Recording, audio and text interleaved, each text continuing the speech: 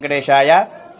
మన Bhimavaram Patnam housing board colony Shri Padmavathi సమేత వెంకటేశ్వర స్వామి వారి యొక్క సన్నిధానంలో ధనుర్మాస విశేషమైనటువంటి ఉత్సవంలో భాగంగా ముక్కోటి ఏకాదశి అంటే వైకుంఠ ఏకాదశి చాలా విశేషమైనటువంటి మహాపర్వదినం. ఈ సందర్భంగా మన భీమవరం పట్టణంలోనే మన హౌసింగ్ బోర్డు వెంకన్న ఆలయానికి ప్రత్యేకంగా ఉత్తర ద్వారం కూడా ఉన్నది.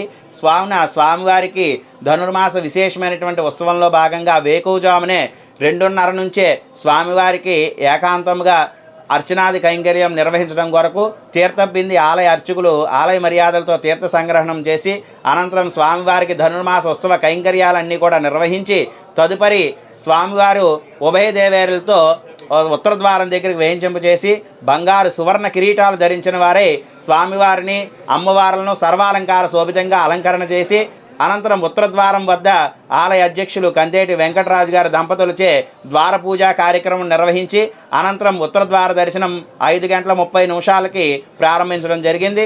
అనంతరం సర్వభక్తులకి స్వామివారిని సేవించుకునే విధంగా ప్రత్యేక దర్శనం, ఉచిత దర్శనం, అలాగే విఐపీలకు అందరికీ కూడా సర్వ సౌలభ్యంగా అందరికీ కూడా కమిటీ వారు ఏర్పాటు చేసి ఉన్నారు. వరుస క్రమంలో ఉత్తర ద్వారం గుండా స్వామివారి మలయప్పను దర్శనం చేసుకుని తర్వాత స్వామివారి యొక్క మూలమూర్తిని స్వామివారిని చూడండి, సుందర రూపం, స్వామివారికి పూల కిరీటం,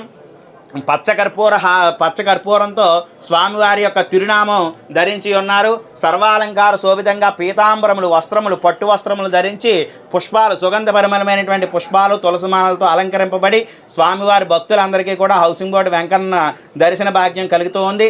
అందరూ కూడా స్వామివారి యొక్క హౌసింగ్ బోర్డు వెంకన్న ఆలయంలో జరిగేటువంటి విశేషమైనటువంటి ఉత్సవాలు సాయంత్రం కూడా వృద్ధులకి అలాగే బాలింతలకు కూడా ఈ యొక్క దర్శన భాగ్యం కమిటీ వారు ఏర్పాటు చేసి ఉన్నారు. కాబట్టి అందరూ కూడా దర్శనం చేసుకుని సేవించుకోవాల్సిందిగా ఆహ్వానిస్తూ ఉన్నాం.